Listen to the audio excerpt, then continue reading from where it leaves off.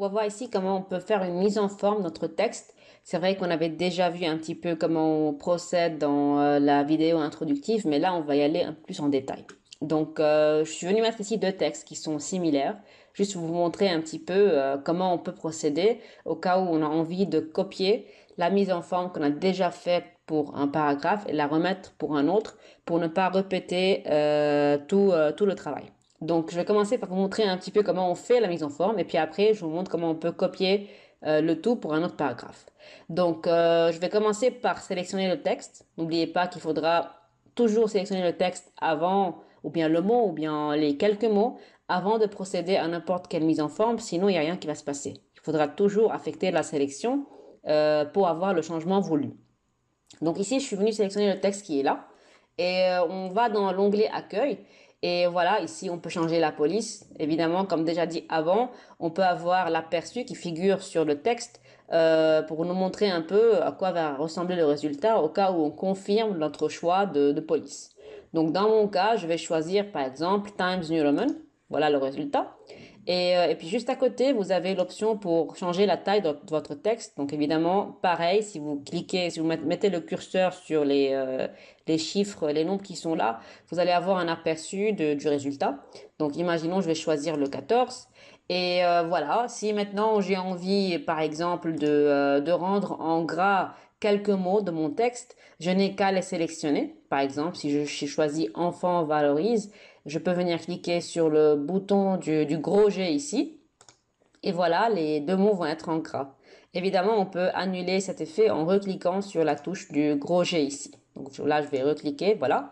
Juste à côté, vous avez l'option de l'italique. Donc pareil, je peux venir sélectionner un mot ici et puis après, je choisis italique et je peux rendre le mot en italique, comme c'est vu ici.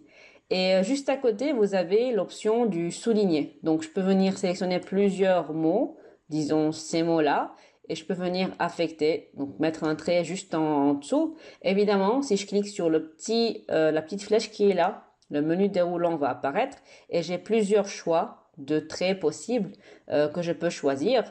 Et par exemple, si je choisis le double trait, voilà le résultat. Si je choisis le trait avec le point juste à côté, voilà le résultat, etc. Et évidemment, il y a aussi l'option de choisir la couleur de soulignement. Ça veut dire que si je choisis par exemple le bleu, je vais avoir mon trait qui va être en bleu. Donc voilà le résultat ici.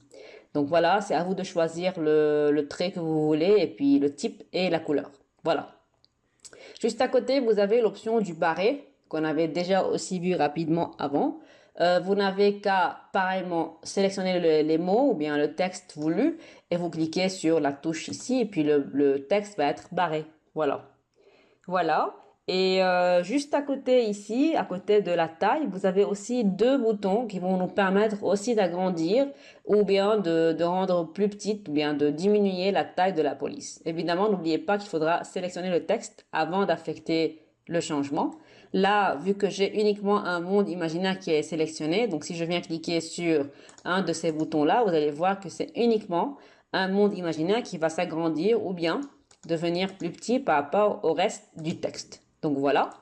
Et voilà pour les touches concernant la taille de la police. Ici, vous avez l'option donc du surlignage du texte. Ça veut dire que, par exemple, si je viens sélectionner un texte qui est là et que je clique sur la touche qui est là, je vais avoir la couleur mauve qui est déjà sélectionnée ici. Si j'ai envie de changer la couleur, je peux venir ici et je choisis la couleur voulue. Évidemment, là, je n'ai rien qui est sélectionné. Donc, si je fais n'importe quoi que se fasse en haut, il n'y a rien qui va affecter le texte vu qu'il n'y a pas de sélection. Donc, j'ai dû resélectionner mon texte pour affecter le changement. Donc, voilà, si je mets du rouge, voilà le résultat. Voilà. Évidemment, il y a aussi le changement de la couleur de la police. Et puis là, il y a des couleurs qui sont déjà préfaites et offertes par Word. On n'a qu'à choisir. Donc si je viens ici, je sélectionne ces lettres-là avec le T de valorise, par exemple. Je fais ça aléatoirement. Je choisis une autre couleur. Voilà le résultat.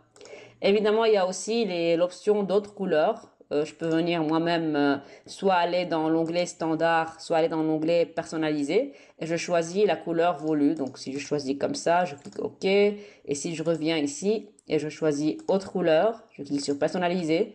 Et imaginons que je choisis ça. On peut jouer avec la flèche qui est là pour jouer avec la ténacité de la couleur. Et voilà, je clique OK et puis voilà le résultat. Donc voilà. Une chose encore très intéressante concernant les couleurs. Donc je vais copier encore ce texte-là. Comme ça, je peux vous montrer comment affecter un dégradé sur un texte qui n'a pas subi une mise en forme, qu'on vient de le faire ici. Si je reviens à mon bouton qui est là, qui est normalement concerne la couleur de la police, donc si je sélectionne mon texte, je peux recliquer ici et je choisis l'option dégradé.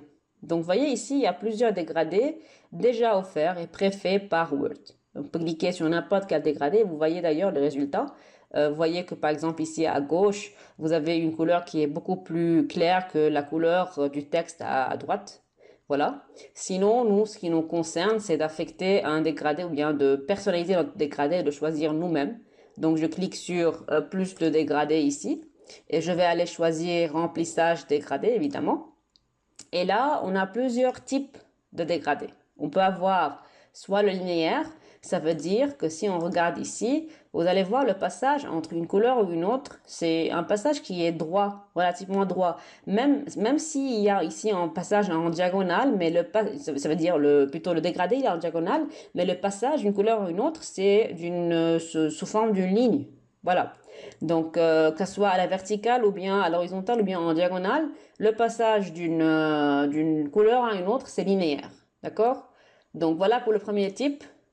Le deuxième type, c'est le type radial. Et si je regarde ici à quoi ça ressemble, donc comme son nom l'indique, c'est un type radial. Ça veut dire que on se lance depuis un cercle et puis on va avoir une dégradation radiale. Voilà. Rectangulaire, regardez le résultat, c'est forme de rectangle, comme son nom l'indique. Et d'ailleurs, vous voyez aussi ici un petit aperçu du résultat au cas où on confirme notre sélection. Et finalement, il y a encore le tracé. Le tracé, c'est vraiment quelque chose de très aléatoire. C'est à nous de venir le préciser. Et puis voilà, c'est aléatoire. C'est pas qu'il y a une forme comme la forme, le type, ou bien radial, rectangulaire, ou bien linéaire. Voilà. Donc moi, je vais utiliser le type linéaire ici. Et l'orientation, on vient de la voir. Donc imaginons que je vais choisir ça. Je peux venir changer l'angle. Ça veut dire qu'au cas où j'avais choisi par exemple le vertical, je peux venir changer ça. Je peux faire ce que je veux. Même si je choisis un autre type, je peux changer l'orientation de l'inclinaison de mes couleurs. Et puis là, vous avez la règle sur laquelle il y a ce qu'on appelle des points de dégradé. Donc si j'ai envie d'ajouter un point de dégradé, je n'ai qu'à cliquer à l'intérieur de la règle. Voilà. De cette manière-là, j'ajoute plusieurs points de dégradé. Et si j'ai envie de les enlever, je peux cliquer sur un point et puis je descends vers le bas et c'est fini. Je l'enlève. Évidemment, on peut utiliser les deux boutons qui sont là. Celui-là, il va nous permettre d'ajouter un point de dégradé et celui-là, il va nous permettre d'enlever un point de dégradé. Maintenant, c'est quoi au juste un point de dégradé? C'est, si vous voulez, le passage d'une couleur à une autre. Ça veut dire que si je viens mettre ici un point de dégradé et là un point de dégradé et là un point de dégradé, et évidemment on peut changer la position d'une manière qui est plus précise ici. Voilà. Ça veut dire que pour chaque point, je peux venir définir une couleur. Par exemple, je peux mettre la couleur verte pour ce point de dégradé. Pour ce point, je peux mettre une couleur, disons, rouge. Pour ce point, une couleur jaune. Voilà, je fais ce que je veux. Et puis après, pour la transparence et la luminosité, je peux aussi jouer avec ça. Par exemple, si je suis en train de jouer avec ce point de dégradé, je peux choisir la transparence et regarder d'ailleurs le résultat sur le texte. Si j'augmente la transparence, vous allez voir que ici, le texte, il a quasiment disparu parce qu'il y a la transparence qui est mise à 100%. Pour ce point de dégradé uniquement. Si je fais ça pour l'autre point qui est à côté, ça va être pareil. Donc voilà, il y a deux endroits maintenant où on a eu une disparition de la couleur parce qu'on avait mis la transparence à 100%. Donc là, je vais remettre le tout à une pourcentage qui est quand même raisonnable pour avoir le tout qui apparaît quand même. Et la luminosité, bon pareil, pour chaque point de dégradé, je peux venir affecter un pourcentage de luminosité. C'est très lumineux. ou bien si c'est très sombre. Et vous voyez d'ailleurs le changement qui a été affecté sur le texte. Donc voilà, moi je préfère toujours remettre la luminosité à 0. Voilà. Évidemment, chacun a son choix et puis donc ce que le document ou bien les consignes a affecté au texte. Voilà. Donc voilà comment on peut affecter un dégradé à notre texte sans tout simplement affecter une couleur. Donc on peut venir affecter un dégradé, ça donne vraiment assez intéressant. Et au cas où on a besoin d'affecter le même dégradé à un autre texte, ou bien une même mise en forme à un autre texte, au lieu de répéter le travail à 0 pour le texte qui est là, ce qu'on peut faire, c'est commencer par sélectionner le texte qui a été affecté par la mise en forme qui m'intéresse, et je viens cliquer sur le bouton qui est là, qui est en fait le bouton reproduire la mise en forme. Ça va nous aider à copier la mise en forme du texte sélectionné pour la remettre à un autre texte. Donc si je clique et je viens, vous voyez maintenant le curseur il est affecté par une petite brosse il me semble, et je viens et je sélectionne le texte dont je souhaite qu'il soit affecté par la même mise en forme que le texte que j'avais déjà choisi. Donc voilà le résultat. C'est assez pratique et ça reste vraiment assez rapide si on veut faire ça. Voilà. Si on continue maintenant, si on regarde ici, on a les boutons donc pour aligner à gauche, à droite, ou bien centrer notre texte, ou bien aussi donc justifier le texte. Donc de quoi il s'agit au juste? Par exemple, si je prends ce texte-là, je le sélectionne. Si je clique sur l'aligner à droite, je vais avoir l'alignement qui va être de ce côté-là. Si je clique sur aligner à gauche, je vais avoir l'alignement qui va se faire de ce côté-là. Et si je clique sur centrer, je vais avoir le tout qui va être centré au centre.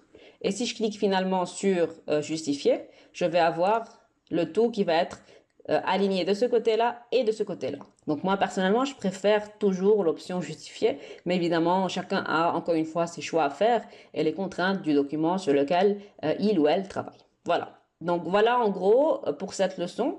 Une dernière chose encore, si jamais vous avez envie de supprimer la dernière action que vous avez faite, il suffit juste de faire un undo ou bien aussi d'utiliser le raccourci du clavier en cliquant sur CTRL et Z. Donc CTRL Z en même temps. Vous voyez là, je suis en train de revenir une étape en arrière. Encore une fois, une étape en arrière de plus. De plus encore, de plus. Donc je suis en train d'annuler les étapes l'une à la suite de l'autre que j'ai faites à la fin. Voilà. Et évidemment, on peut aussi utiliser le bouton qui est là. Ça, c'est le bouton undo. Et ça, c'est le bouton redo. Ça veut dire je refais l'étape ou bien l'action que j'ai dû annuler à cause du bouton undo ici. Donc voilà en gros pour cette leçon. N'oubliez pas que si vous avez envie d'annuler une mise en forme qui a été faite pour un texte, vous pouvez utiliser le bouton qui est là pour effacer toute la mise en forme. Voilà.